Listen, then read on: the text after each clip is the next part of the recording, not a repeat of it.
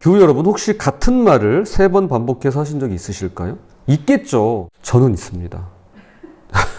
아이에게 또는 배우자에게 혹은 직장 동료에게 말이죠. 한 번 말하고 2번 말하고 3번 말했는데도 안 통할 때는 정말 답답합니다. 죄송해요. 답답해서 미칠 지경이에요. 그런데 역으로 듣는 사람 입장에서는 어떨까요? 같은 말을 3번 듣게 되면 잔소리로 들립니다. 또 그 소리야? 1절만 해가 되겠죠. 오늘 본문은 예수님께서 3번째로 당신의 죽음과 부활을 예고하시는 장면입니다. 바로 그때 제자들이 어떤 생각을 하고 있는지 드러나는 사건 하나가 일어나는데요. 함께 말씀 살펴보도록 하겠습니다. 첫 번째, 간절한 예수님, 눈먼 제자들입니다. 17절, 예수님께서 12제자를 따로 데리고 가십니다. 이 따로라는 표현이 예사롭지 않은데요. 왜 그랬을까요? 이제 곧 예루살렘으로 가시는데 제자들만큼은 제대로 정확히 알아야만 하기 때문입니다. 18절 19절, 보라 우리가 예루살렘으로 올라가노니 인자가 대제사장들과 서기관들에게 넘겨주며 그들이 죽이기로 결의하고 이방인들에게 넘겨주어 그를 조롱하며 채찍질을 하며 십자가에 못 박게 할 것이나 제3일에 살아나리라. 대제사장들, 서기관들, 이방인들, 조롱, 채찍질, 십자가, 그리고 제3일의 부활까지 매우 구체적으로 언급이 되고 있습니다. 이것이 바로 3번째 예고입니다. 처음도 아니고요, 2번째도 아니고요, 벌써 3번째 예고예요. 그런데 제자들은 어땠나요? 첫 번째는 마태복음 16장에서 베드로가 항변했고 붙들고 항변했고, 2번째는 마태복음 17장에서 제자들이 크게 근심했습니다. 그런데 3번째는 놀랍게도 아무런 기록이 없습니다. 아무 말 없어요. 어쩌면 받아들이기가 너무 힘들어일 수도 있고요, 아니면 또 그 소리 하면서 잔소리처럼 들었을 수도 있습니다. 그런데 바로 그때입니다. 아주 타이밍이 절묘해요. 기가 막히죠. 야고보와 요한의 어머니가 찾아와서 이렇게 말합니다. 21절, 예수께서 이르시되 무엇을 원하느냐 이르되 나의 이 2 아들을 주의 나라에서 하나는 주의 우편에 하나는 주의 좌편에 앉게 명하소서. 야고보와 요한을 우의정 좌의정에 임명해 달라고 청탁하고 있습니다. 예수님께서 어머니와 함께 있는 2 제자에게 물으십니다. 내가 마시려는 잔을 너희가 마실 수 있느냐? 이 잔은 고난의 잔입니다. 십자가의 잔이죠. 그런데 그들이 뭐라고 대답하나요? 할 수 있습니다. 그러니까 이 둘은요, 이 순간을 위해서 준비했다고 할 수 있을 겁니다. 이미 예수님한테 청탁하러 오기 전에 어머니하고 말을 맞춘 거예요. 뭐든지 다 할 수 있다고 얘기해. 뭐 이런 식으로요. 실제로 가장 먼저 기록된 마가복음서에는요, 2 형제가 직접 요청하는 장면이 기록되어 있습니다. 이 말이 자신감인가요? 아니면 무지인가요? 아마도 둘 다일 겁니다. 그들은 정말 용감했습니다. 특히 요한 같은 경우는 성격이 불같았습니다. 그러나 자신들이 무엇을 구하는지는 알지 못했을 겁니다. 물론 23절, 너희가 과연 내 잔을 마시려니와 라는 예수님의 말씀처럼 고난의 잔을 마시게 됩니다. 그리고 역사가 이를 증명해요. 사도행전 12장 2절에서 야고보는 헤롯 아그리파 1세에 의해 칼로 죽임을 당한 최초의 순교자가 됩니다. 동생 요한은 밤모섬에 유배되어서 12제자 중 가장 마지막까지 남는 사도가 되죠.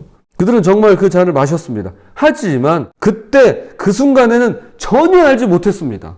예수님께서 십자가를 말씀하실 때 제자들은 왕좌를 생각하면서 대답한 거고요.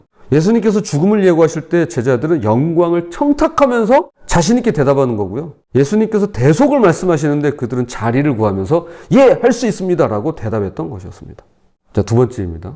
2 형제, 10제자, 그리고 한 분입니다. 24절, 10제자가 듣고 2 형제에게 대하여 분이 여기거늘. 그러자 나머지 10제자가 화가 났습니다. 뭐 당연하겠죠. 그런데 한번 생각해 봤어요.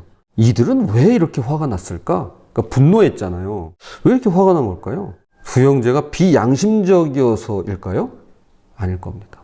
야, 저 양심도 없는 너! 이래서 화가 나지 않았을 겁니다.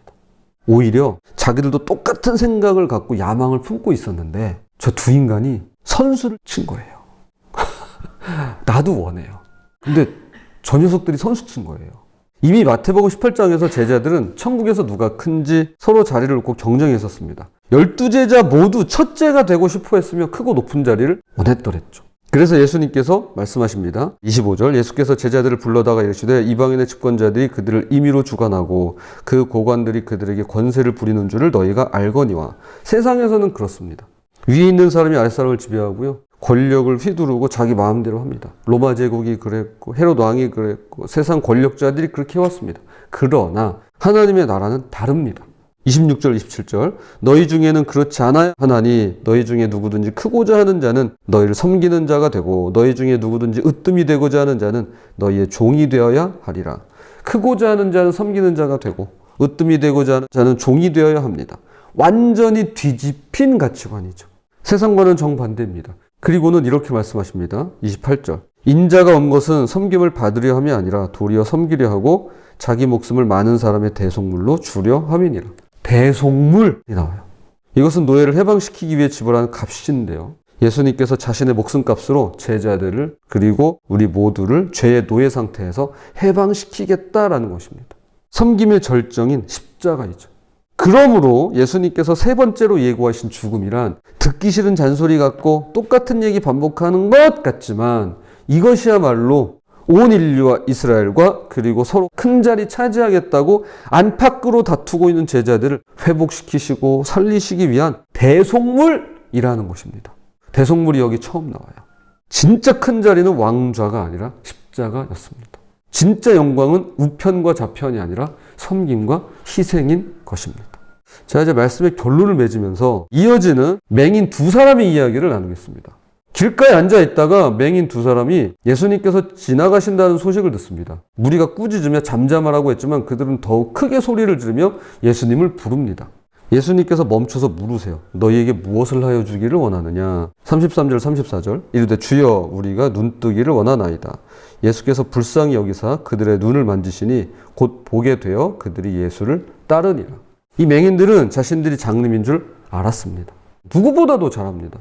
그래서 원하는 것을 정직하게 구하죠. 주여 우리가 눈뜨기를 원합니다. 그런데 여기 놀라운 역설이 있습니다. 제자들은요 멀쩡한 두 눈을 가지고도 자기가 장님인 줄을 몰랐습니다.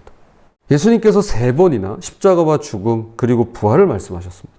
그러나 제자들은 보고 싶은 것만 봤습니다. 십자가는 못 보고 왕좌만 봤고요. 섬김은 못 보고 큰 자리만 봤으며 대속물은 못 보고 우편과 좌편만 보는 것입니다. 눈뜬 장님이었던 거죠. 내가 보고 싶은 것만 보니까요. 이걸 기록한 제자가 마태예요. 오늘 본문에서 분이 여겼던 10제자가 나오죠. 그 10제자 중에 하나가 마태입니다. 그러니까 마태도 분이 여겼어요. 그는 이 맹인 이야기를 바로 이 자리에 배치하면서 이렇게 고백하는 것 같아요. 저도 눈뜬 장님이었습니다. 저야말로 눈을 떠야만 하겠습니다. 라고 말이죠. 이야기 하나를 드리고 말씀 마치도록 하겠습니다. 하늘을 너무나 날고 싶었던 개구리 이야기를 아실 겁니다. 모르는 분도 계실 테지만 아마 들어보면 그거 아실 거예요. 자, 이 친구가 이 개구리 한 마리가 너무 하늘을 날고 싶은 거예요. 어떻게 하면 새처럼 날 수 있을까 항상 고민했습니다. 어느 날 개구리는 까치가 집을 짓기 위해서 입으로 나뭇가지를 물고 날아가는 모습을 보았습니다. 이 지혜로운 개구리는 까치가 꺾는 나뭇가지의 크기와 굵기를 잘 봐뒀다가 그런 가지를 찾아서 입에 꽉 물고 이제 기다렸습니다. 아니나 다를까 기대했던 대로 까치가 오더니 개구리가 물고 있던 이 가지를 집은 채로 날기 시작했습니다. 그 덕에 개구리는 드디어 하늘을 날게 되었습니다. 개구리는 너무 기쁘고 행복했습니다. 하지만 입을 벌리면 안 되죠. 꼭 참고 있었습니다. 그리고 속으로 웃기만 했죠. 친구들이 그 광경을 땅에서 보면서 너무 부러운 거예요. 개구리는 마음껏 자랑하고 싶었지만 그래도 꾹 참았습니다. 그런데 친구들이 그런 거예요. 야, 진짜 멋지다. 그렇게 기발한 아이디어를 누가 생각해낸 거야? 이렇게 막 소리 질렀습니다. 그러자 이 개구리가 의기양양하게 물고 있다가 내가 하고 말하면서 그만 입을 벌리고 만 거예요. 제자들이 꼭 이 개구리 같다는 생각이 들어요. 내가 크고 싶다. 내가 우편에 앉고 싶다. 내가 좌편에 앉고 싶다. 내가 그 내가 때문에 정작 봐야 할 것을 보지 못하는 것이죠. 교우 여러분, 우리도 눈뜬 장님은 아닐까요?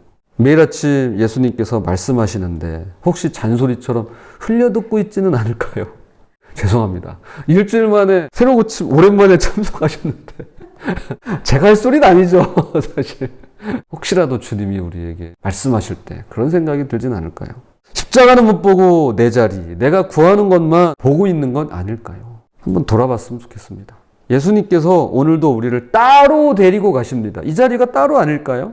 세상의 소음에서 벗어나 말씀하십니다. 내가 마시려는 잔을 너희도 마실 수 있느냐? 크고자 하는 자는 섬기는 자가 되어라. 그 말이죠. 진짜 큰 자리는 섬김의 자리입니다. 부디 주님, 우리의 눈뜨기를 원합니다. 라고 고백하며 십자가 영광을 바라보는 저와 여러분이 되시기를 주님의 이름으로 부탁을 드립니다.